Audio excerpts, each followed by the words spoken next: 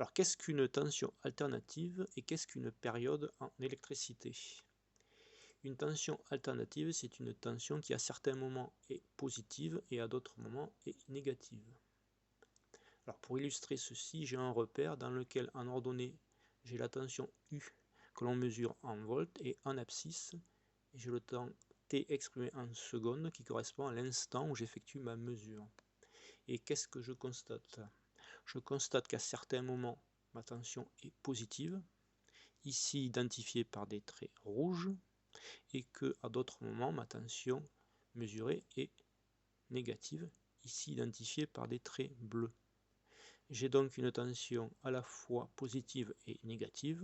Je dirais que j'ai une tension alternative. Certaines tensions alternatives sont dites sinusoïdales.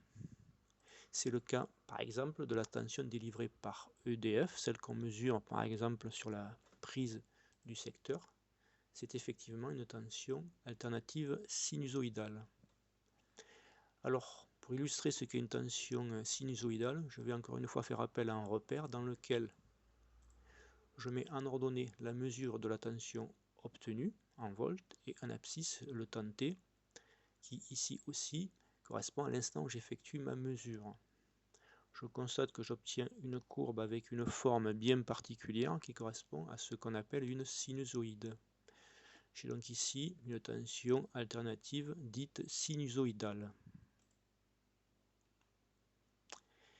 Certaines tensions alternatives sont dites aussi périodiques. Alors qu'est-ce qu'une tension périodique? Une tension périodique, c'est une tension pour laquelle on a un motif élémentaire qui se répète. Ici, le motif élémentaire existe, il est identifié en rouge et il se répète.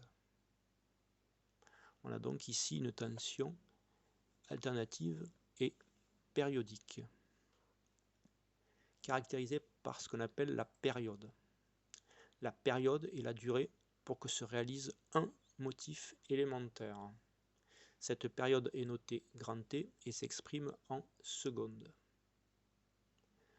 En électricité, la période correspond aussi à la durée d'un aller-retour du courant électrique.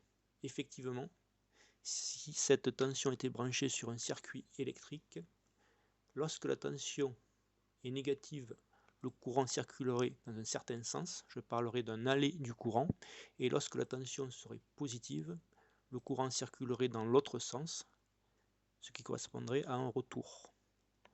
La période en électricité correspond donc à la durée d'un aller-retour du courant électrique.